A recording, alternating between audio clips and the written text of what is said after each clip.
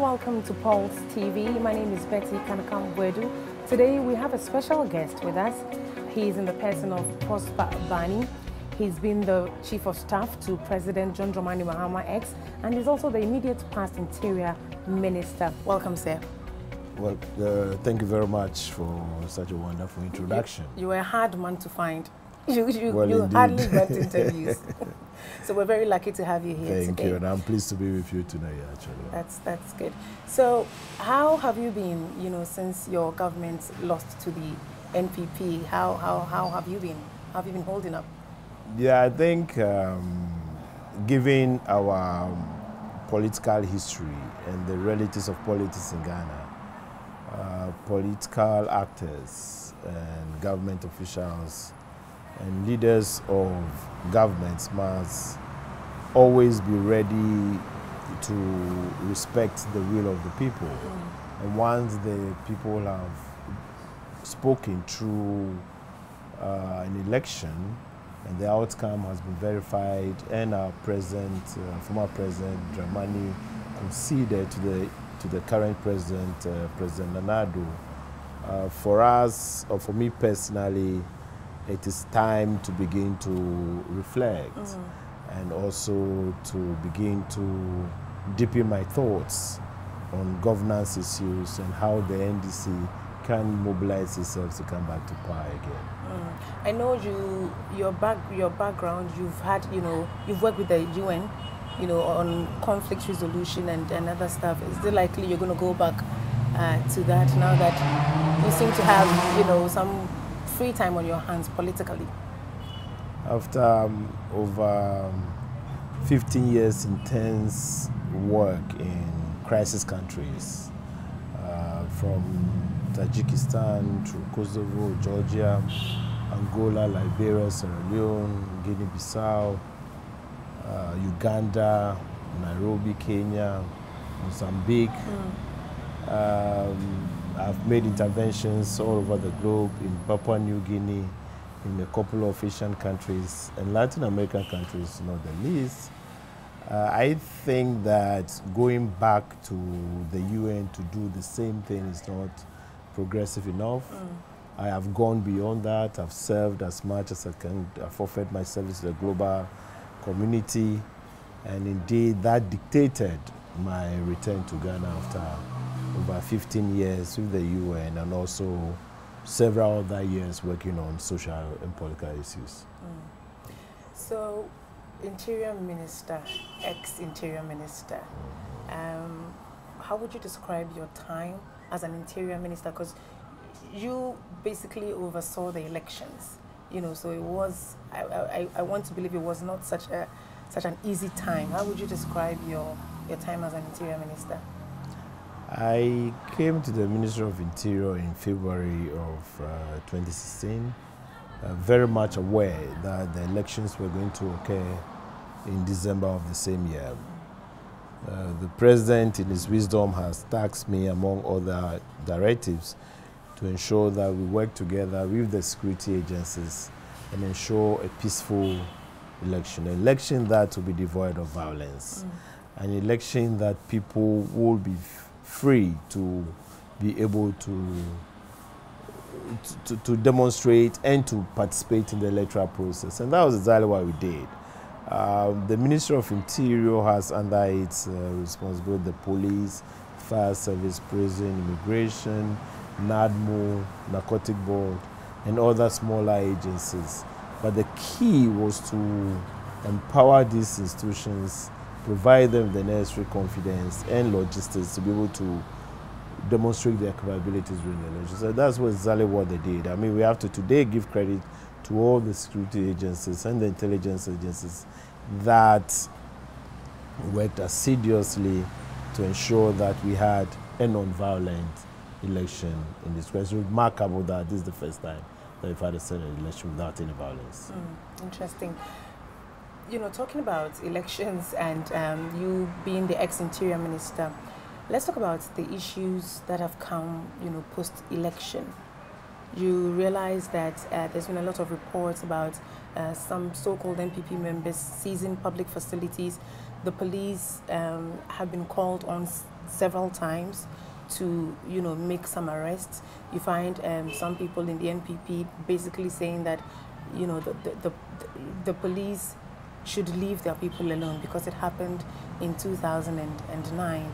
And then the NDC's chairman has held a press conference. What do you make of this? You were the interior minister, and these things obviously fall, under this. It's under security, but particularly the police.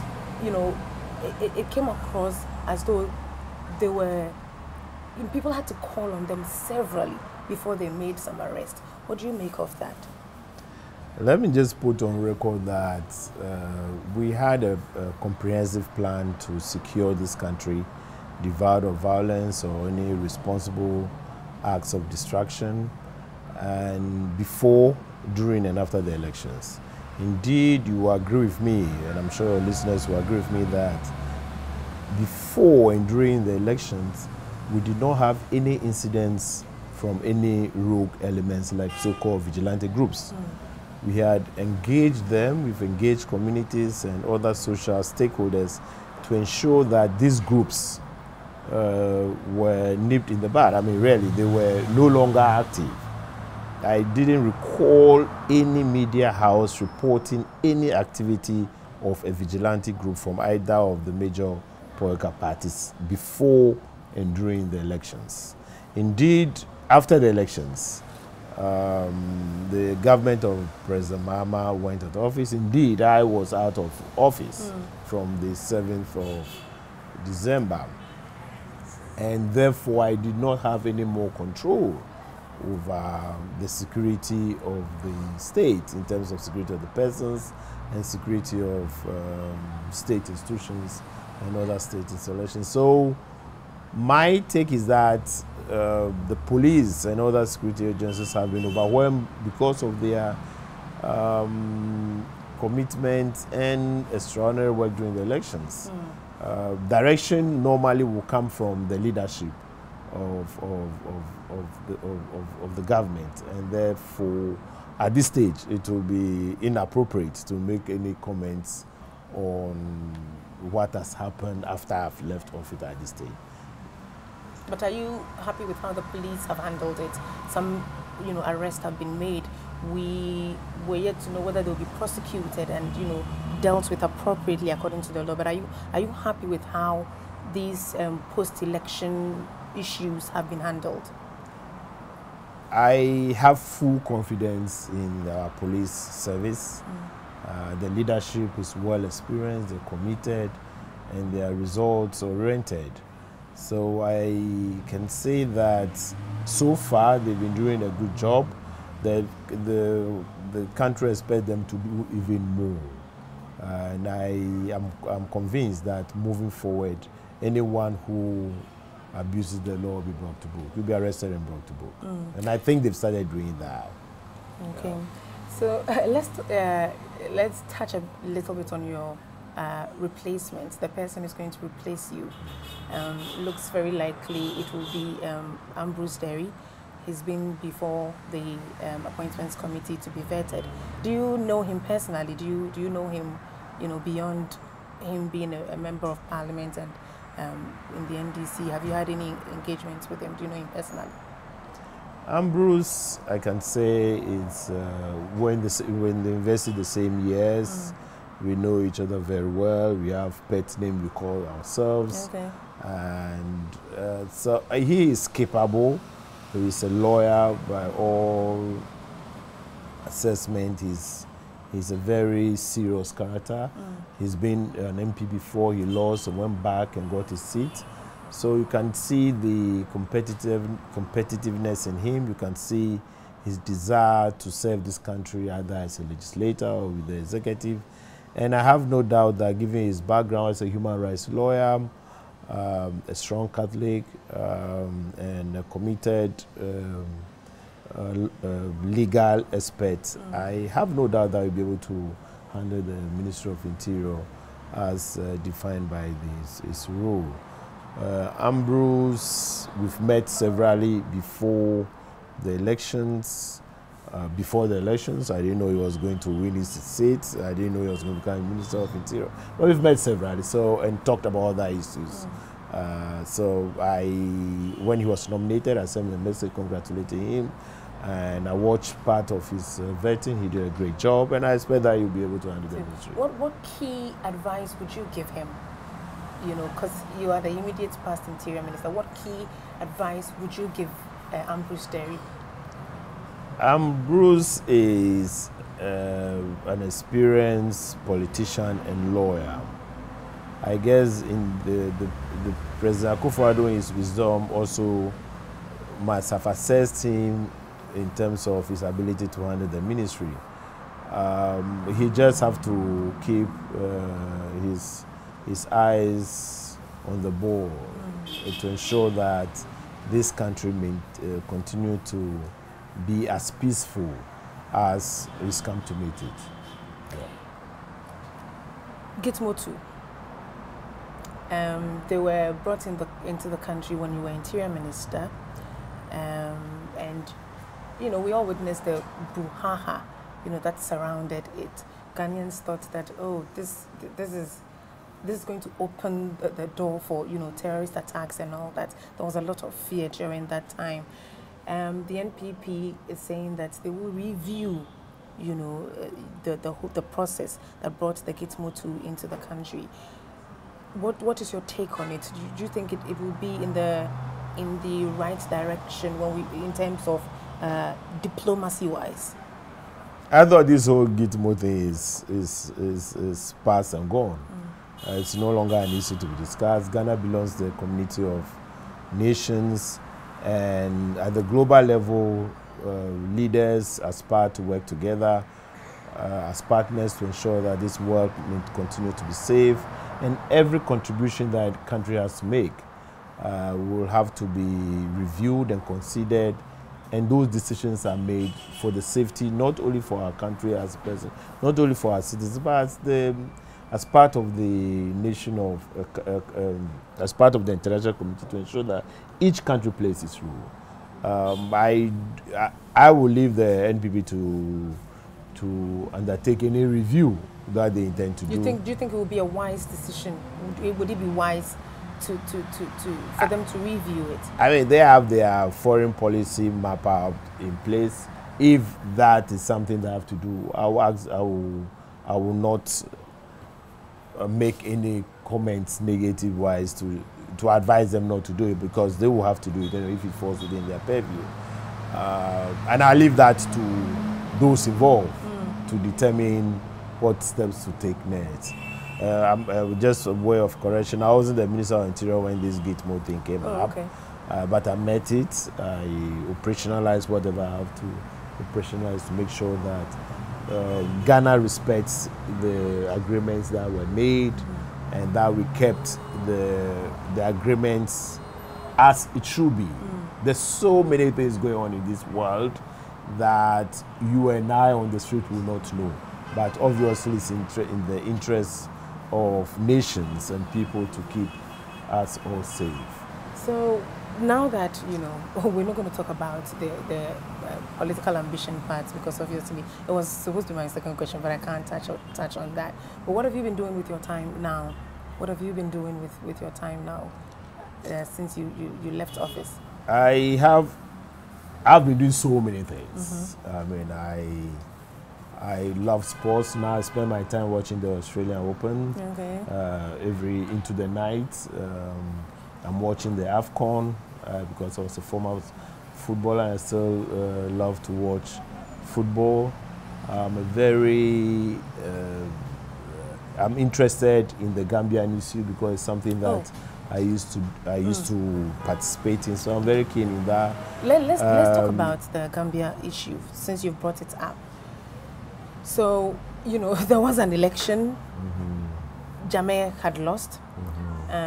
He conceded and everybody was happy. And then he came back to say that, no, you know, I think something went wrong. And that I'm taking the matter to the Supreme Court. You've, you know, mediated conflicts and all that before. First of all, what is your general impression about what happened in Gambia, what unfolded in Gambia in the past couple of weeks? It's something that had to be looked at not only within the context of Gambia, but for the region to assess what the implications are as far as the people of Gambia are concerned. And if you appreciated the ECOWAS protocols and treaties that member states have signed as it relates to democracy and elections, it was one of these test cases where the regional body felt that no, there was the need to intervene to secure the security and the safety of the Gambian people. I mean, did you, you're not a prophet, but did you foresee this kind of future for Yahya Jammeh? 22 years in power.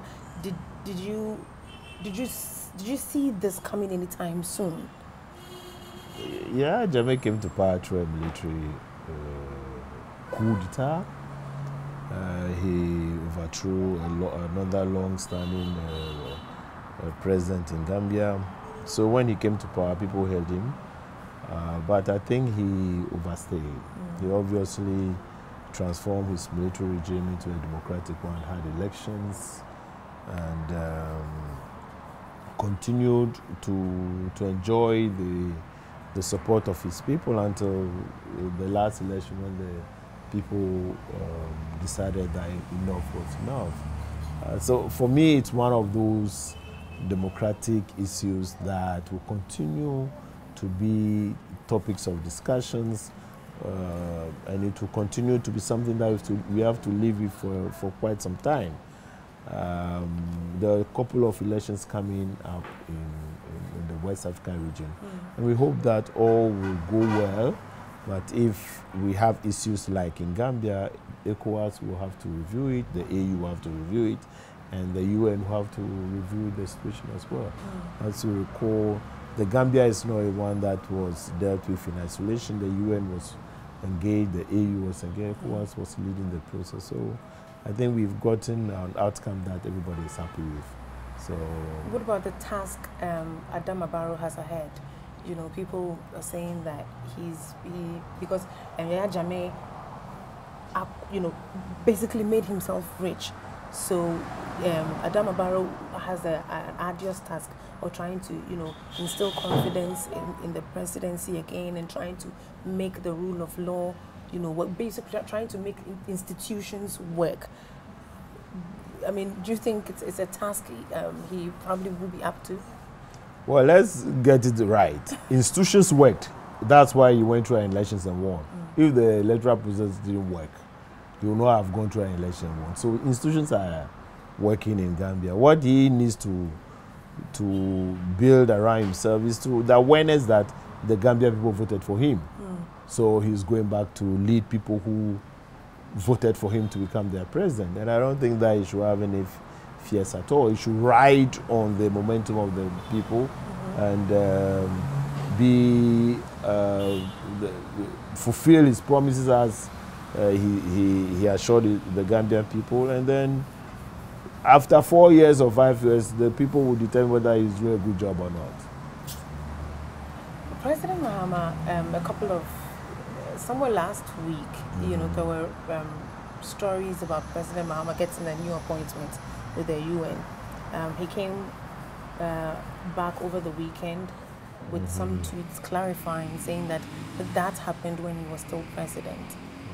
What is your take on that? When you are very close to the president, you were once his chief of staff. What do you think is the next step for him?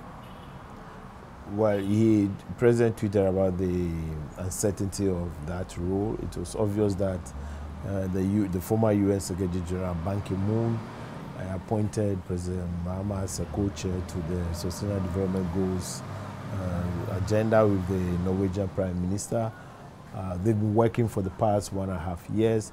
He indeed was appointed as president of Ghana, but he was just not appointed from a pool of presidents with the same qualities. President Mahama was recognized, first of all, for the extraordinary role he played during the Ebola crisis in the region, when he accepted to host the UN mission here. And on record, that UN mission was the fastest mobilized mission by the UN in the history of the General Assembly.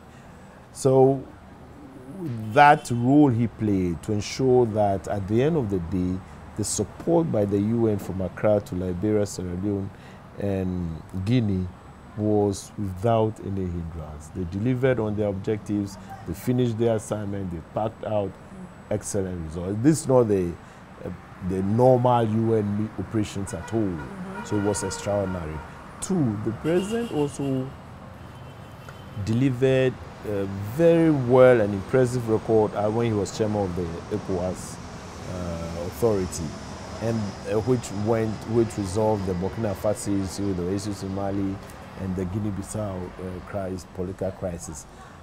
Those achievements dictated the appointment as co-chair of the SDG. It was just not that any other president could be, but it was because of the capacity, the commitment, and the intellectual interventions of former President Mahama in the issues that matter on development. That's why he was selected.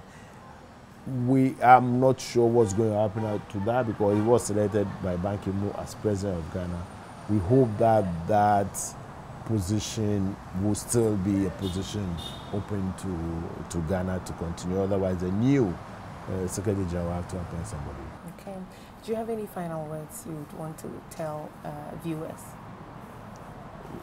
I come from a very complex background of experiences. I want to thank President Mahama in particular for giving me the opportunity to serve him as Chief of Staff and subsequently the Minister for Interior. I've built on that enormously to enhance my experience and capacity. I will be doing so many other things that will continue to contribute to the development of this country. I will dedicate myself to my farming engagement. What do you farm? Well, I do some cocoa and some palm. Okay. Tree cropping. These are critical crops that will contribute to the economic development of Ghana. It's a passion, and putting development into practice. So those are some of the things. I encourage young people not to stay idle. They have to begin to explore their potential. When I came out from the university, I didn't have a job for a very long time, but I never gave up. I had hope that one day I will contribute to the work of my community at first, then to the national, and then the global. Every day is a learning opportunity. Young people must learn something every day. Even though I'm not that young, I am also putting myself into an environment of learning on a regular basis. And I'll continue to do so.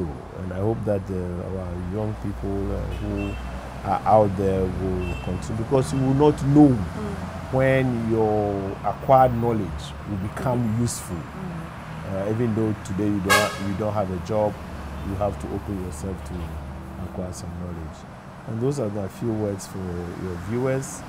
I'm happy for the opportunity to be speaking to you today, and I look forward to our continuous engagement. We look forward to that too, but that brings me to my final question. I don't know if you want to talk about that, but I'll ask anyway. The president's, the bungalow issue.